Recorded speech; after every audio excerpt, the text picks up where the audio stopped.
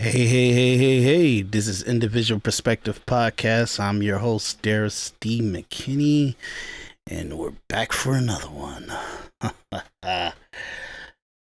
The 2024 election, like I said in my previous episodes, like I said, guys, I seem like I just dropped off a turnip truck, or it just end up on YouTube doing podcasts, but I got hundreds of hours of this stuff.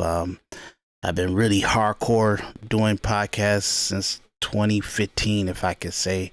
I did it in 2008 and 2009, but I was literally doing the clips and putting them on a website so people could push the button to listen to it literally from the website server.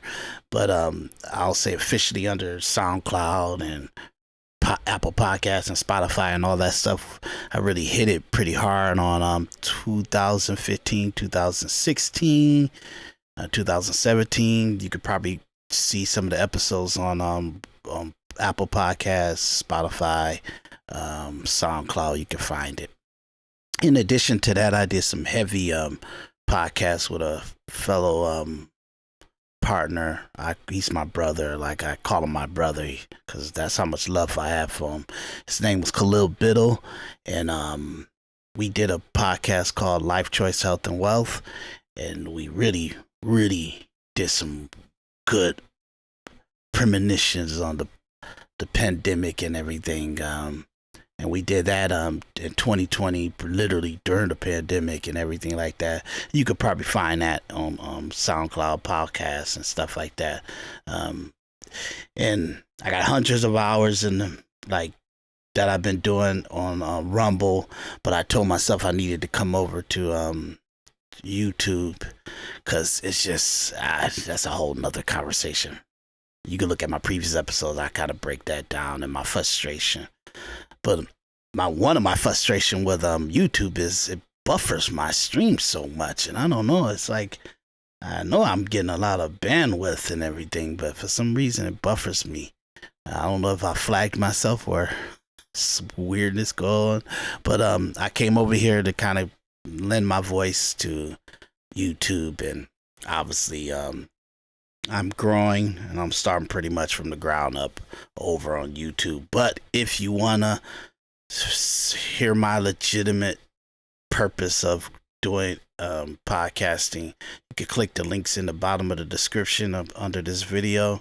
And you can go to Rumble. You can see all the hundreds of hours I've done there. Plus, I've done a lot on this channel in the last, month or so, So, if you guys can, just check it on out. Obviously, I'm getting a buffer issue as we speak right now, but I wanted to kind of continue a conversation that Anton Daniels of AntonDaniels.com, and he has multiple YouTube pages, and I've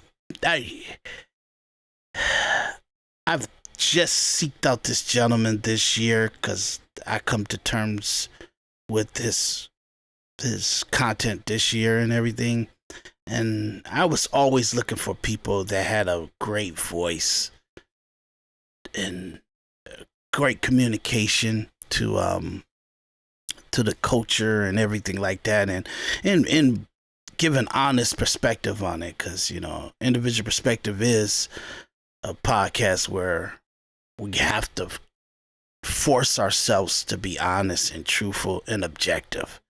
And I communicate the social dynamics, politics, different mindsets, and how do you get your own individuality. And I truly believe the only way you're going to really get your own individuality is if you have an individual perspective. Individual perspective means that you vet your mama, you vet your daddy, you vet your siblings, you vet your community, you vet the society, you vet your heroes, you vet your favorite musician, your favorite actor, whoever it is, your favorite politician. No matter what kind of clout or status that they have, you don't let that be the deciding factor to if what's coming out of their mouth has validity to it. It has a certain kind of truthfulness to it. And I find that Americans, we kind of whore ourselves in our own individuality, and we destroy our own individuality to a higher social um, status of whoever we're in front of, or we're communicating with, or we're ingesting information from. So sometimes you could look at a person on the news, and because they got suits on and you know, nice little teleprompters and production crew and the graphics and the banners and all the stuff, and then the so-called people that are they're interviewing are of high status, you completely divulge your common sense, or let's say you completely dilute and devalue your common sense because of the status that's in front of you that you're observing.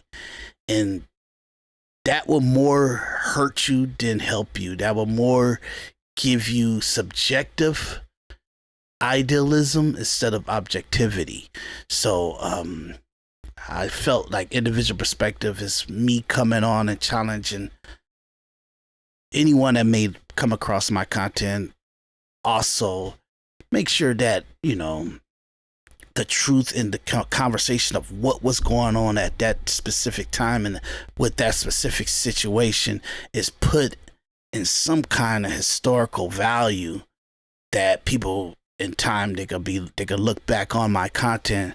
And though I'm not as successful as a lot of the other podcasters and social influencers and media apparatuses and even celebrities and stuff like that, at least there's something out there that, because I really feel like they say history is told by the winners, and the people that have been winning for the last, I'll say 50 to 100 years, 50 to 80 years, has been some of the worst people of our society. And because they're willing to do what a moral person is not willing to do, we lose the narrative. And that's that. And it's like, okay, you could bitch and moan about that, but when you got 100 years of losing the narrative, it really means that there's no guarantee how we conduct ourselves and how we communicate and what we're ingesting is the true, brutal, honest, objective analyzing of a situation or time or events that has happened in the totality of America. For example, the social safety net in America that Black Americans hold so dear,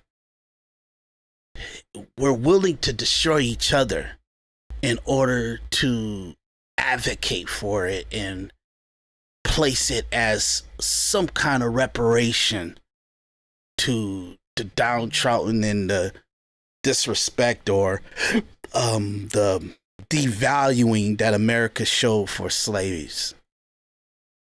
But the truth of the matter and the blunt factor of it and the objectivity of it in a fully vetted individual perspective is that tribes in Africa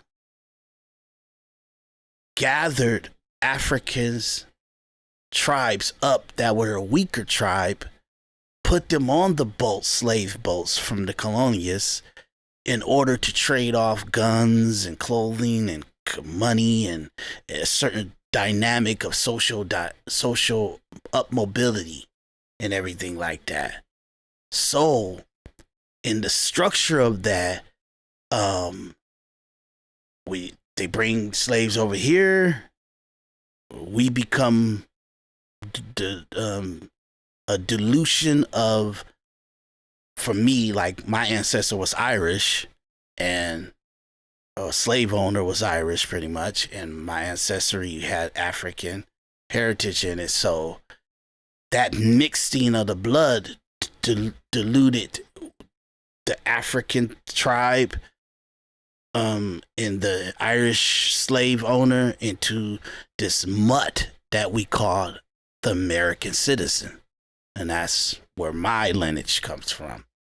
You know, like Indians that were here natively, you could call them native Indians because they was native to the land that they were on, but they called their land a certain kind of tribe land, or like Mohawk land, or Apache land, or something like that. They didn't call it America, so they can't be the Native American.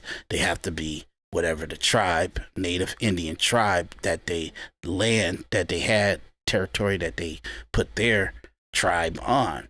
The true American, Native America is the Black American. Okay? In food stamps and the taxation of the rich, or the economically stable citizen, came from FDR, Roosevelt, because he wanted to find a way to help out the farmers that lost their slaves.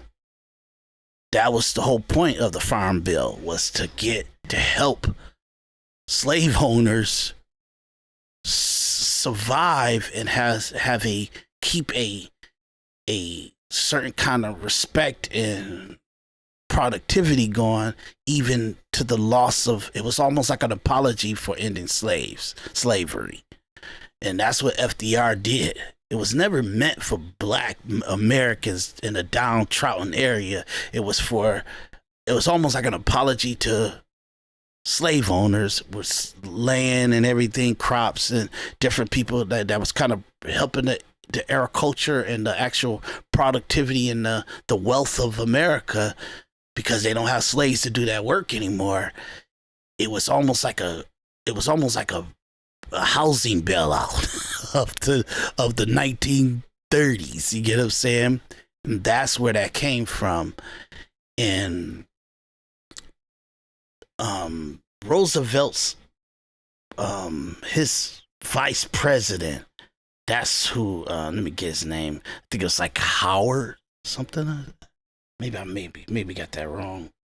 Give me 1 second so I can look this up. Because Roosevelt's his vice president was the one that was a real socialist. Like Obama's mother looked up to his literature and a lot of Saul Alinsky stuff and everything like that. She was really into that, and that's why President Obama got his ideology, because his mother was a subject, pretty much not like learning under her, but she looked up to the teachings of Saul Alinsky and FDR's Henry Wallace. That's his name, Henry Wallace. She looked up to his economical, like socialist idealism and everything and stuff like that. So fast forward, the whole point of me bringing that up is that and in addition to Henry Wallace and FDR putting in the social safety net and food stamps and all this stuff like that, it was never meant for the inner city, but it was meant for pretty much the downtrodden of slave owners that don't have slaves no more, so they wasn't able to maintain their crops and everything. So you got 20 to 30 years of them going through hell. You ought to be trying to find a new way to have the structure of the economic system of America. So that took about, if I'm not mistaken, it took about a good 50 years or so. 50, if I'm not mistaken, 50 to 60 years to even come up with like taxation of the American people, because all that wealth of the northern country, they're kind of doing their thing and developing cities and getting into the new economical structure of the actual country, but the southerns and the actual food and farming was getting destroyed by the lack of slaves. You know what I mean? So in order to find a new way and build a new way to farm your land and all that stuff like that, and get back into the agriculture economic system of us, it took about 40, 50, 60 years for them to come up with a way. But obviously FDR had that way, and he fought to put it into order. And then additional to putting into order, pretty much Henry Wallace was pretty much in that idealism of socialism. So it was beautiful, and that's how they got that all passed. And that's why we got food stamps and all this, and taxes and income taxes to this day. That all came under FDR and Roosevelt. You get what I'm saying? You never was supposed to tax American citizens unless they is in wartime, and for us to create guns and weaponry to protect the land. That was the only reason why it would be immediate taxation. But otherwise, you're never supposed to have an income tax. And back then, that's where the tariffs come into play, which you hear Trump talking about a lot. That's how we got our, if you wanted to do business, if you wanted to interact with us, if you wanted to get you bring your trade in, and whatever you're trading in, we put a tax on it, because we have citizens of wealth and that can economically purchase your stuff coming from your country, that you have to pay us a tax in order to do business in our country.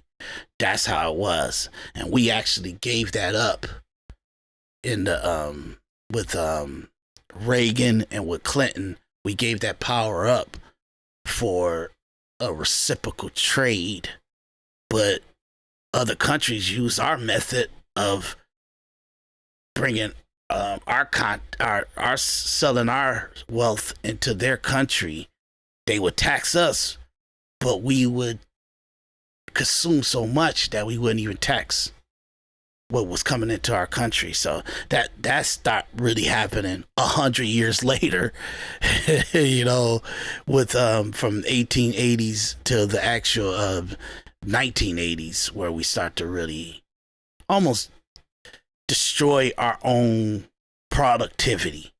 Fast forward to 2024, 90% of our productivity is exterior, and we're consuming country where the best of us is consuming, where it's going on Amazon to purchase something, going to Walmart to purchase something, going to the grocery store to purchase something, going somewhere to purchase something. And they're even starting to do us out on stuff that we literally do here, like fruit and vegetables and stuff like that. Like, we got plenty of land, plenty of farming, plenty of this vegetables and stuff that we manufacture or we develop and grow and all the other stuff. But we're starting to even do another country's vegetables and fruit more than we purchase on ours, because it's cheaper. So someone has cheaper fruit in another country, in Mexico or in China, they'll ship it over here to go into our grocery store as a certain specific brand, and it's cheaper than something that we grow in America. And we our consumers are buying the cheaper ones more than they're buying the American brand one. And that's where you get farmers not even being able to kind of keep the system going with what they're making or what we're making here, because financially people are making a decision that, oh, this is just as juicy or just as big, just as nice as the stuff coming from China. They don't know it's coming from China. They just know the brand. They're not looking at the bag to say grown in China or grown in Mexico or something like that. They're just looking at the brand. They tasting it, they looking at it, they seeing that it's fresh and it's juicy and stuff like that, and it's past our FDR and our agriculture regulations and stuff like that, and they just kind of purchase it and gouge on it. You get what I'm saying? So only reason why I'm telling you guys this is because when we start to talk about and I play you this clip of Anton Daniels kind of communicating what he feels about the debate of abortion and everything like that, it's, you got to understand where the average mentality is of an American citizen, even where the mentality is and the mindset is of our elites, you know. And that's the only way you're gonna really get to understand how detrimental it is of the narrative. Okay, you know what? I'm getting a little buffering long past the time that I'm supposed to be getting buffering. So give me a second so I could just restart this software. Give me 1 second. Let's see if I can.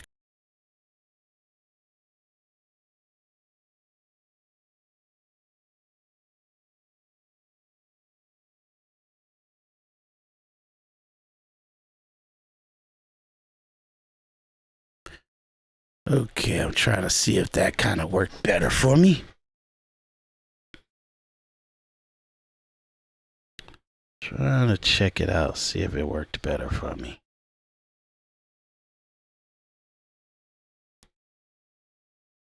Okay.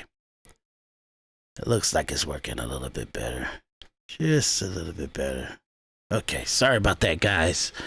I might have to break this up into 2 parts because it seems like I'm still getting a little less buffering, and I don't want that. I want to make sure that we're doing a good, because I'm gonna start playing these video clips and stuff like that, and it should. So let me test it out for 1 second. Again, I'm very confused why this is such a big issue and that people are making reproductive rights and they term it that way because they don't really want to address the real issues that's happening inside of the community. And we not getting to the core of people terminating their pregnancies, or people getting pregnant out of wedlock with unwanted pregnancies in the first place. But they standing on this demonic agenda. And it's really weird because now you have all of these celebrities that's telling you to get on code based off of identity politics. And then Kamala Harris came up there right after Beyonce and started doing her whole agenda when it comes to making sure that women can choose the right to do what they want to do with their own bodies. Even at the behest of a late term pregnancy of something that they wasn't supposed to do. I'm always curious, right? Let me ask y'all this question. I know that that's the only thing that they can use to tap into most people's emotions, that and identity politics, to get you to vote a certain way, right? But let me ask y'all another question. Where is the incentive, the financial incentive? Because one part of her policies is that she wants to give you $6,000 for a new kid. Okay, so I'm just testing it out here, and then we're gonna go back to it. I'm very confused why this is such a big. So it's and that gives you kind of you know, while I'm doing my testing, it kind of gives you a kind of look at what his point of view is and what he's kind of talking about in the structure of abortion and stuff like that. But I want to wrap up my point on, I just wanted to test out that clip real quick, and we'll come right back to the video and we'll literally I'll walk through it with an individual perspective. Okay.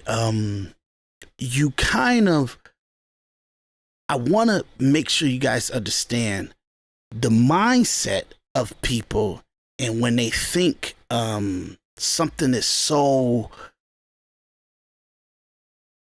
like normal and it's part of our everyday society, that what they think about food stamps and what they think about even like the social safety net of the low income people and the people in this inner city and everything like that, it's not what you think it is. It didn't come into conception to what you think it came into conception. It's actually a go against what you say your advocacy of low income people and the inner city and pretty much some kind of physicality of reparations. I think that's how, look, this is my individual perspective, but I think that's how most black people look at the social safety net, as some kind of answer to the disenfranchisement of a black American or a slave,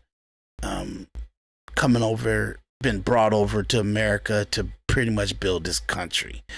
And somewhat they can see that in some way food stamps and WIC and all the different social safety nets is a way to see some kind of reparations from the government. You get what I'm saying? And I think that's how they think of it. So that's why they hold so dear to it, and they're willing to destroy themselves to say, well, the Republicans have never did nothing for me, you know, because that's how most black people say it, you know. Like, this election in 2024, the reason why it's so pivotal is because at what time do you want to say that your family members are completely wrong and they just really, like, what is you doing? Like, what's your thought process? And do we go our whole life now? Do we go our whole life and not debating these issues and everything like that? So I feel that we have done a disservice to our civilization, to our families, to how the majority of us will balance off. I'm telling you, I truly don't believe that Black Americans were supposed to be economically worse than refugees and Arabics and Hispanic people that come here, that came into our country 50 to 60 years after the fact. Hundreds, 200 years after the fact. I just don't think that they were economically supposed to understand the game of this country and to be able to have prosperity worse than new foreigners, new migrations, new citizenry that comes into the country. I just don't feel that Black Americans were supposed to be where we don't understand the economic system. We're not the greatest financial capitalists of this country. You know, some podcasters and some social influencers say that Black Americans are the most successful blacks in the world. And in the structure of America, because even I always say that if you're able to eat Spam every single day, you're doing better than majority of the world, and your economic system ain't really provish. You get what I'm saying? It's provish of your intellect and your perception of American prosperity, but in the concept of what is it like for the average human being on the planet, you're doing pretty damn good, even if you're just doing Spam. Our poverty is that we have people like Michelle Obama pissed that we're eating McDonald's or Pizza Hut or Kentucky Fried Chicken or Popeyes on a day-to-day basis. But if you could pay $40 for a family of four to eat at Popeyes 4 times to 5 times a week, you're doing pretty damn good. That means you're doing about $200 on fast food, $200 to $400 on fast food a month. That's pretty luxury. You get what I'm saying? So and I'm not gonna go through the whole my perception on the economic structure of the average Black person but I'm just saying, when you look at the income of Hispanics, you look at the income of Asians, you look at the income of Eastern, or let's say Middle Eastern races and everything like that. When you look at the economic structure of people that coming from Haiti and cultures and cities and areas that's from Haiti, and they kind of build their culture in that city in America and all the other stuff, they're doing so much better than Black Americans that we got to start having a conversation of what's the mindset. And every people say, well, it's from our slavery, and it's from them have been enslaved. No, that's from idealism of slavery. It's what college professors taught you about slavery. It's what your teachers taught you about slavery. It's what your parents are teaching you about slavery. It's what 2 to 3 generations ago are teaching you about the idealism and the disenfranchisement of slavery. Why? Because for some reason, black people think they're special. Black Americans think they're special. And black Americans think that their ancestry slaves that was brought here from Africa, that interaction and that structure was something special. And if you do a historical human analyzation and an objective analyzing of all human beings for the last 2,000 years, you'll find out that American slavery ain't nothing special. That's happened to Jewish and